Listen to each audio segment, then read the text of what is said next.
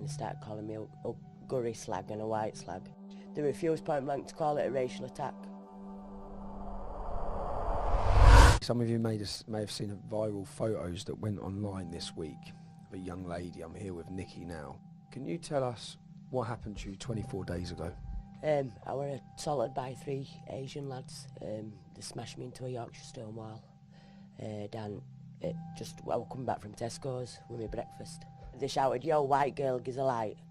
And I said, I ain't got one, love, and I carried on walking. And then they started calling me a gurry slag and a white slag. Guru means white girl. Yeah. And then in Arabic. Yeah, and then one of them ran up behind me and smashed my head. I woke up holding my weight because it happened that fast. I didn't even have time to break my fall. I've got, I think it's about 4 or 5 inch gash across the middle of my head. You could see me, my skull. I've got 21 stitches on the outside, and 38 or 48 on the inside, dissolving stitches on the inside. So you rang the police from the scene when you come around? Well, a lady did. She seen me coming from under the tunnel. I waited down there 35 to 45 minutes for the police to come. They didn't come. I ended up walking home myself, got nearly all the way home, and they met me in the back car park, back of my house. Okay, so the police met you at the back of your house. You've explained to them what's happened, that it's been a racist attack, you've been violently beaten. Since then, 24 days ago, what contact have you had with the police? None face-to-face. I've received a couple of messages from PC Joyce, who was meant to be investigating officer, that I still haven't met, saying to me that she's investigating, but she's not willing to take a statement because I can't ID people who it is. That's pretty much all I've heard. So they haven't took any written statement for you to give any information about the men you saw? Not a thing. And up until you put those photos online, what was the police contact then? Non-existent until my partner got in touch. I think it was about 2.5 weeks later, he got in touch with a police officer called Sarah Barker. She's like one of the community police, that work within community. She said she'd sort it out. A couple of days later, I received a phone call from that PC Joyce, and that's when she told me that she wasn't willing to waste her time or my time taking a statement because I couldn't ID the people, but she will make inquiries. What about taking photographs of your injuries? They come out day after, took 3. But apparently they got lost in black hole. They were her words again.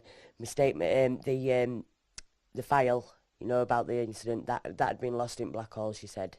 It's been lost. Yeah, that's what she said. She said they were exact words. It had been lost in black hole. This didn't hit the press. It didn't hit any media. Just so everyone knows, it was in no papers. It was on no news. There was no witness appeal. The first thing the police should have done after this is a massive witness appeal, but there was nothing. The first time it hit the papers was because Nikki shared the photos and said how outraged she was because she's been the victim of a racist attack and nothing's been done in 3 weeks.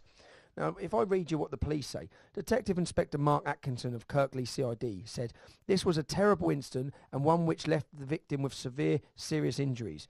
We have been in regular contact with her to enable us to investigate the incident fully." Lies. Not been in regular contact at all. And they haven't. First time they contacted us were 14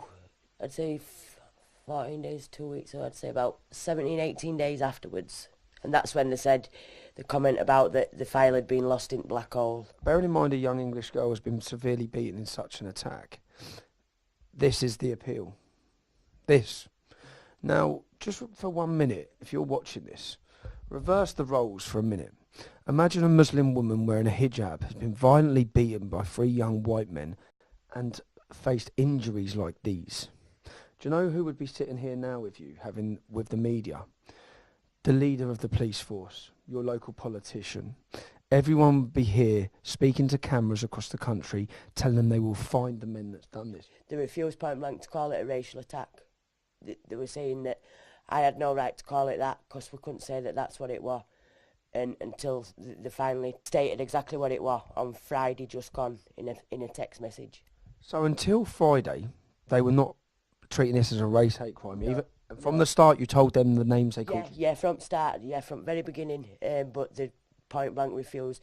Actually, really, they started giving us, me and my partner, a bit of attitude for saying that, saying that if it were vice versa, it'd go totally different. And they were saying that we couldn't say that we couldn't be certain that it were down to race, even though they were calling me a white slag and stuff like that. So, Do you think they've tried to just avoid this completely, and that if you hadn't put the pictures out, this would have just been completely left? I feel like... You think it's been investigated? No, I don't. No. To be quite honest with you, I feel like that they were really, really hoping that if they just kept quiet and didn't get back... I don't believe for 1 minute if my partner hadn't got in touch with them to find out why nobody had been out for a statement, I don't believe that they would have actually got back in touch with me myself. Neither do I for 1 minute. And I don't. They made me feel like my life's worthless, to be honest. Made you feel like your life's worth? Yeah.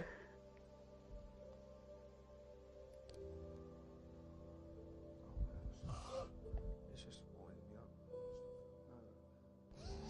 Sorry. No, it's alright, come here, man. No, the effects from that for you ain't even going to have started, baby. Ain't even going to have started. But it's... You alright? You want to carry on? Yeah. You sure? Yeah, of course I do. What would you say if I told you that the inspector in charge of this police force, his name's Mohammed? It wouldn't surprise me. It wouldn't surprise me in the slightest. What about if I told you the neighbourhood support sergeant for this police force is also called Mohammed? Wouldn't surprise me in the slightest. Do you think that's anything to do with why this hasn't been investigated? Do you know what it is? It's round here that they just will not... They'll not... When it comes to Muslim, and I don't care what anybody says, when it comes to Muslim, they do not want to upset him in any way, shape or form. So in this local area, because I know we spoke earlier, do you know any other women who have been attacked or abused? Yeah, there's another white lass that she got it a week to the day that it happened to me. They don't seem to her, but they asked her for a cig. They asked me for a light, they asked her for a cig, but she actually managed to get away. Has that been reported? Not that I know of, but it's down to the fact that when we were speaking about it, her exact words were, what's point? That's how people feel. Yeah, what's point? It's all over the country. Yeah. Exactly. Do you know how many victims there probably are like you? Yeah, I didn't realise just how...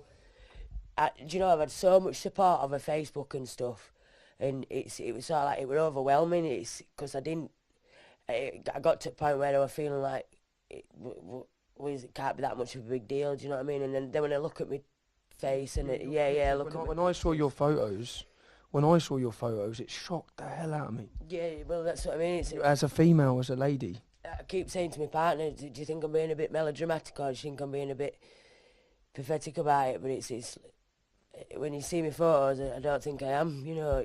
You're certainly not. What am I going to ask you to do at home? I'm going to ask you, we're going to set up a website and a justice campaign for you, Justice for Nikki. We're going to set that up, and we're going to get a petition going, and I'm going to find Mohammed Rauf, who's your top police officer. I want to find him. If you're willing to come with me, I want you to find the website for this. We've got justicefornikki.com.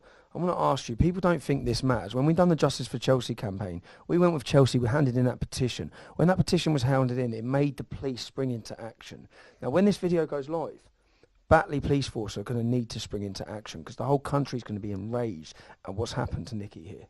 So I'm asking that you take you 5 minutes, sign this petition, give me the paperwork that I need to go and find the leader of this police force, to make sure that pressure's put on. And you see, if we can't get the police to do their job properly on this, then I'll do everything, and I'm sure the public watching this are going to do everything they can to make sure you get justice and that you get help and support. It's so nice to see the fact that you're a stranger and you it's just nice to see. It's nice to see that support. It's nice because I felt like I didn't have it, to be honest, and I felt like I didn't have it from people that I should have been, the people that get paid to do it. I think the whole British public's going to support you after watching this, and they're going to be outraged. Appreciate it from the bottom of my heart. I can't tell you how much it means. I can't tell you how much it means. They think that I'm just going to forget and, give up the fight and think, I can't be bothered with this, or they keep knocking me down. It's every time they knock me down, I'm just going to keep getting back up because it's a fight worth fighting.